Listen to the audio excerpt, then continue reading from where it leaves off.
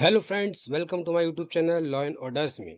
Friends, यदि अभी तक आप लोगों ने मेरे चैनल को सब्सक्राइब नहीं किया है तो सब्सक्राइब कर लीजिए, वीडियो को शेयर भी करिए और डिस्क्रिप्शन में मैंने अपनी वीडियोस के लिंक दिए हुए हैं, तो वहां से भी जाकर के आप मेरी वीडियोस को देख सकते हैं और शेयर कर सकते हैं। क्योंकि मैं ऐसी ही कानूनी जानकारी आप सबके लिए लाता रहता हूँ, तो मेरे चैनल को सब्सक्राइब करिए और वीडियो को शेयर करिए। आज मैं आप सबके लिए बहुत ही महत्वपूर्ण वीडियो लेकर आया हूँ, जिसकी जानकारी होना आप सबके लिए आवश्यक है। तो आइए चलते हैं वीडियो पर। क्या किसी क्रिमिनल केस को सिर्फ पॉलिटिकल राइवल के दर्ज कराने पर रद्द किया जा सकता है? फ्रेंड्स, पॉलिटिकल राइवल मतलब राजनीतिक प्रतिद्वंदिता। आगे चलते हैं। माननीय सुप्रीम कोर्ट ने Ramveer Upadhyay and others versus state of UP and others के मामले में यह महत्वपूर्ण सवाल उठाया है कि क्या किसी क्रिमिनल केस को सिर्फ इसलिए खारिज किया जा सकता है क्योंकि वह मामला राजनीतिक प्रतिद्वंदिता द्वारा दर्ज कराया गया है। इस फैसले में कोर्ट ने सीआरपीसी की धारा 482 कंप्लेंट को शुरुआती स्तर पर खारिज करने की प्रक्रिया और पॉलिटिकल राइवलरी के प्रभाव को गहराई से समझाया। इस लेख में हम कोर्ट द्वारा तय किए गए महत्वपूर्ण कानूनी बिंदुओं को सरल भाषा में समझेंगे। धारा 482 सीआरपीसी की अंतर्निहित शक्ति, inherent power under section 482 CrPC. CrPC की धारा 482 माननीय हाई कोर्ट को यह शक्ति देती है कि वह किसी मामले में न्याय दिलाने के लिए या कोर्ट प्रोसेस के दुरुपयोग को रोकने के लिए आवश्यक आदेश जारी कर सके। माननीय सुप्रीम कोर्ट ने यह साफ किया कि यह शक्ति असाधारण होती है और इसका उपयोग बहुत ही सोच समझकर और केवल विशेष परिस्थितियों में किया जाना चाहिए। माननीय न्यायालय ने दोहराया कि अगर कोई कंप्लेंट या शिकायत पहली नज़र में किसी अपराध को दर्शाती है तो सिर्फ इसलिए कि शिकायतकर्ता राजनीतिक विरोधी है, मामला खत्म नहीं किया जा सकता। राजनीतिक प्रतिशोध को कंप्लेंट खारिज करने का आधार नहीं माना जा सकता। इस केस में पिटिशनर ने कहा कि उनके खिलाफ दर्ज कंप्लेंट राजनीतिक प्रतिद्वंदिता के कारण है, लेकिन कोर्ट ने कहा कि सिर्फ राजनीतिक प्रतिद्वंदिता का होना कंप्लेंट को खारिज करने का पर्याप्त कारण नहीं बनता। माननीय न्यायालय ने Shivnandan Paswan versus state of Bihar में दिए गए विचार का समर्थन किया, जिसमें कहा गया था कि यदि कंप्लेंट में अपराध के तत्व मौजूद हैं तो यह मायने नहीं रखता कि शिकायतकर्ता की मंशा क्या थी।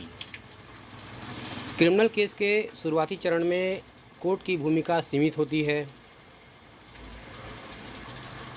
माननीय न्यायालय ने दोहराया कि शुरुआती स्तर पर यह देखा जाना चाहिए कि क्या कंप्लेंट में प्राइमा फेसी क्या किसी अपराध की बात की गई है। सच्चाई की जांच या गवाही की विश्वसनीयता का विश्लेषण ट्रायल में होता है, न कि धारा 482 सीआरपीसी के अंतर्गत। माननीय न्यायालय ने state of Haryana versus Bhajanlal के मामले में बताए गए 7 विशेष हालातों का जिक्र किया जिनमें क्रिमिनल प्रोसीडिंग्स को खारिज किया जा सकता है, परंतु यह केस उन हालातों में नहीं आता। SC/ST एट्रोसिटीज़ एक्ट के अंतर्गत कॉग्निजेंस लेने की शक्ति। पिटिशनर ने यह तर्क दिया कि केवल स्पेशल कोर्ट ही एट्रोसिटीज़ एक्ट के अंतर्गत कॉग्निजेंस ले सकती है।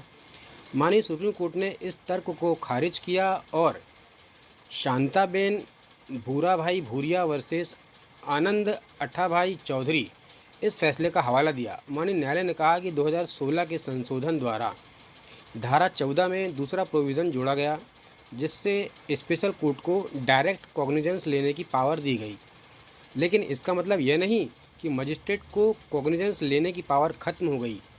इसलिए अगर मजिस्ट्रेट ने कॉग्निजेंस लिया और फिर मामला स्पेशल कोर्ट को भेजा तो पूरी प्रक्रिया अवैध नहीं हो जाती।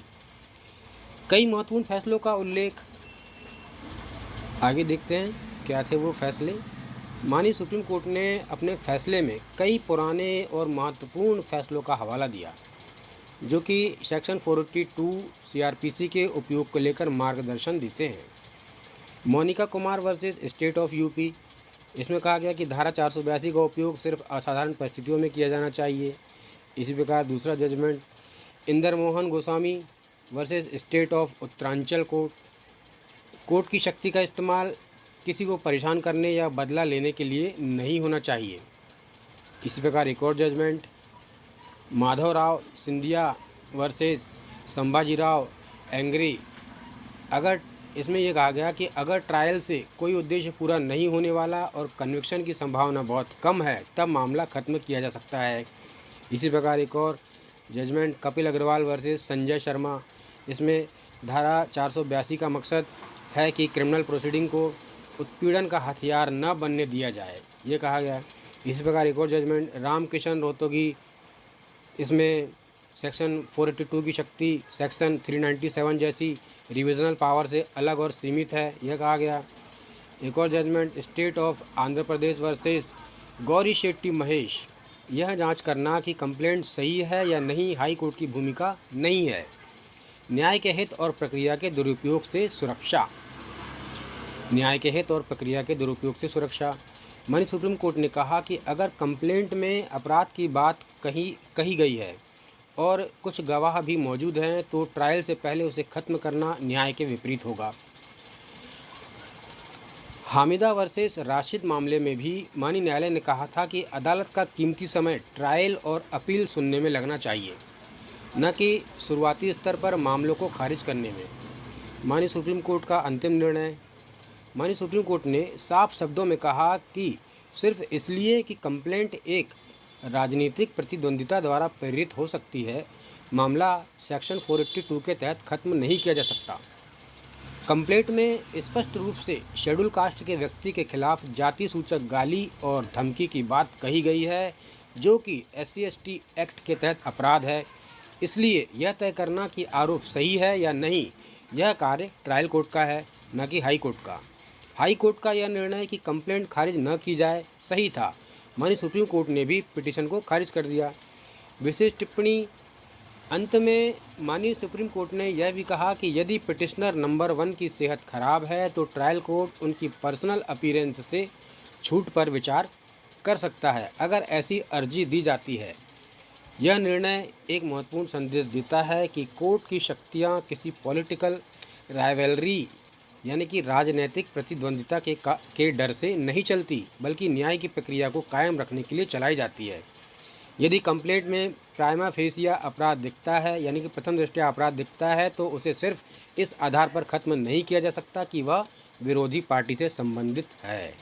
तो फ्रेंड्स, ये था बहुत ही महत्वपूर्ण वीडियो जिसकी जानकारी होना आप सबके लिए बहुत ही आवश्यक थी। तो मेरे चैनल को सब्सक्राइब करिए, वीडियो को शेयर भी करिए और डिस्क्रिप्शन में मैंने अपनी वीडियोज़ के लिंक दिए हुए हैं, तो वहाँ से भी जाकर के आप मेरी वीडियोज़ को देख सकते हैं।